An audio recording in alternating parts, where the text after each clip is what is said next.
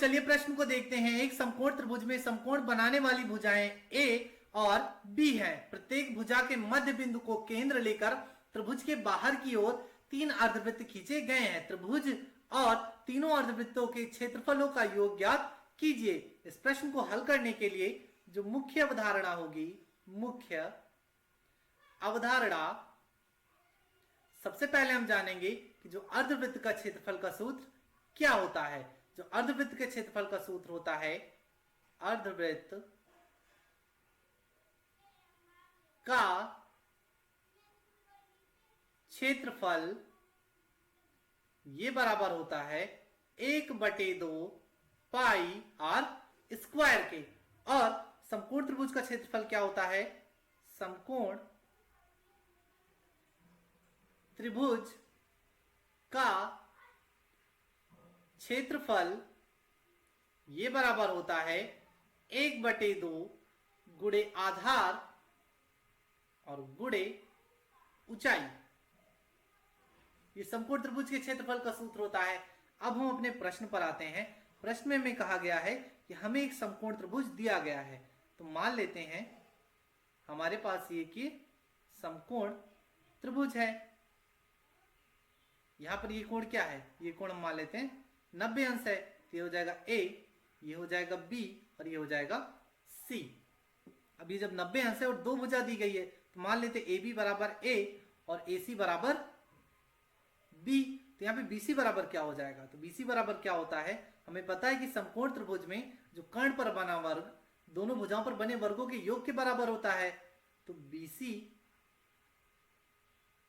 का वर्ग बराबर ये हो जाएगा ए बी का वर्ग धन ए सी का वर्ग। तो यहां से हमें क्या मिल जाएगा, ए बी बराबर ए है तो ए का वर्ग हो जाएगा धन ए सी बराबर बी है तो ए बी का वर्ग हो जाएगा। ये हमें क्या मिल जाएगा, बीसी का वर्ग। तो यहां से भुजा बीसी बराबर क्या मिल जाएगी, ये हमें मिल जाएगी अंडर रूट ए स्क्वायर धन बी स्क्वायर। तो हमें इसका मान क्या मिल गया, ये मिल गया ए स्क्वायर धन बी स्क्वायर अंडर रूट में। अब कहा गया है प्रश्न में कि इन तीनों भुजाओं के मध्य बिंदु से केंद्र मानकर 3 अर्धवृत्त खींचे गए हैं। तो यदि हम ए बी भुजा के मध्य बिंदु से एक अर्धवृत्त खींचे तो कुछ इस प्रकार बनेगा। और यदि हम भुजा AC के मध्य बिंदु से एक अर्धवृत्त खींचे तो ये अर्धवृत्त कुछ इस प्रकार बनेगा। और भुजा BC के मध्य बिंदु से एक अर्धवृत्त खींचे तो वो कुछ इस प्रकार बनेगा। मान लेते हैं हम, ये हमारे पास 3 अर्धवृत्त हो गए। मान लेते हैं, इनका नाम रख देते हैं।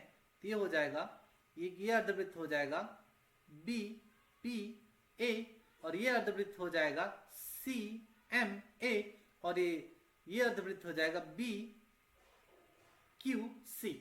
सबसे पहले हम इन तीनों अर्धवृत्तों का क्षेत्रफल ज्ञात कर लेते हैं।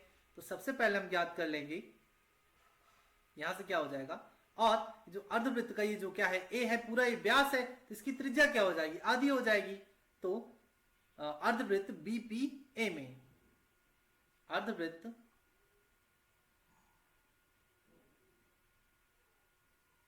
बी पी ए में त्रिज्या क्या हो जाएगी, त्रिज्या ये बराबर हो जाएगी a/2 के। क्योंकि जो पूरी भुजा की माप a दी गई है तो त्रिज्या आधी हो जाएगी क्योंकि वो व्यास हो जाएगा। तो इसका क्षेत्रफल क्या हो जाएगा, बी पी ए का क्षेत्रफल, अर्धवृत्त बी पी ए का क्षेत्रफल क्या होता है 1/2 पाई आर स्क्वायर। आर का मान a/2 तो ये हो जाएगा a स्क्वायर/4। ये हो जाएगा 1/8 पाई ए स्क्वायर। अब इसी प्रकार हम दूसरा अर्धवृत्त लेते हैं। दूसरा अर्धवृत्त हमारे पास क्या है, अर्धवृत्त सी एम ए में, अर्धवृत्त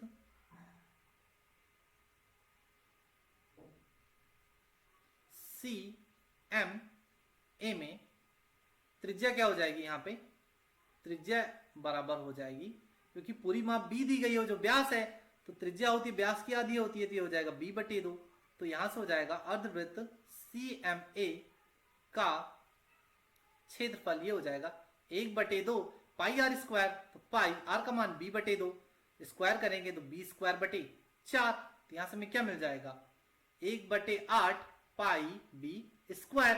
अब हम तीसरा अर्धवृत्त है उसका क्षेत्रफल ज्ञात कर लेते हैं। जो तीसरा अर्धवृत्त हमारे पास क्या है हम देखते हैं। यहाँ पर तीसरा अर्धवृत्त हमारे पास है बी क्यू सी। तो यहां से क्या हो जाएगा, अर्धवृत्त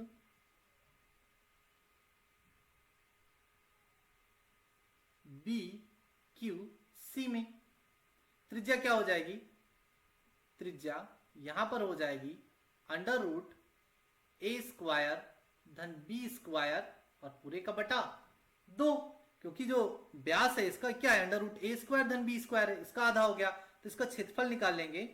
तो अर्धवृत्त बी क्यू सी का क्षेत्रफल ये बराबर क्या हो जाएगा, 1/2 पाई आर स्क्वायर। आर का मान क्या है, अंडर रूट ए स्क्वायर धन बी स्क्वायर बटे 2। तो अंडर रूट ए स्क्वायर धन बी स्क्वायर का वर्ग करेंगे तो अंडर रूट तो इसका हट जाएगा, तो ये हो जाएगा ए स्क्वायर धन बी स्क्वायर और बटे, अब जब 2 का वर्ग हो जाएगा ये हो जाएगा 4। तो यहां से में क्या मिल जाएगा, 1/8 पाई ए स्क्वायर धन बी स्क्वायर। अब हम क्या ज्ञात कर लेते हैं, अब हम जो समकोण त्रिभुज ए बी सी है इसका क्षेत्रफल ज्ञात कर लेंगे। समकोण त्रिभुज ए बी सी का क्षेत्रफल ये बराबर क्या होता है, 1/2 गुणे आधार और गुणे ऊंचाई। यहां पर आधार हमारे पास क्या था, 1/2 ए था और ऊंचाई बी थी। यहां से क्या मिल गया, 1/2 ए बी। अब हमें चारों क्षेत्रफल ज्ञात हो गए, अब इनका योग बताना है। तो त्रिभुज का क्षेत्रफल धन तीनों अर्ध वृत्त का क्षेत्रफल क्या हो जाएगा, त्रिभुज का क्षेत्रफल हमारे पास है 1/2 ए बी धन तीनों अर्धवृत्तों का क्षेत्रफल क्या हो जाएगा, यहां से हम लिखें पहला अर्धवृत्त हो जाएगा 1/2 पाई ए स्क्वायर धन यहां पे 1/8 हो जाएगा ये, और दूसरा आ जाएगा 1/8 पाई बी स्क्वायर धन 1/8 पाई ए स्क्वायर धन बी स्क्वायर।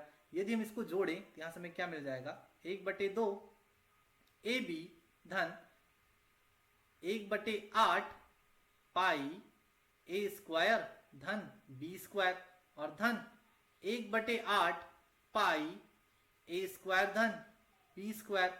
अब इसका फिर से हर समान है तो अंश जुड़ जाएगा, तो यहां से मिल जाएगा 1/2 ए बी धन यहां से मिल जाएगा 2 पाई ए स्क्वायर धन बी स्क्वायर और बटे 8, इससे काट देंगे 4 आ जाएगा नीचे।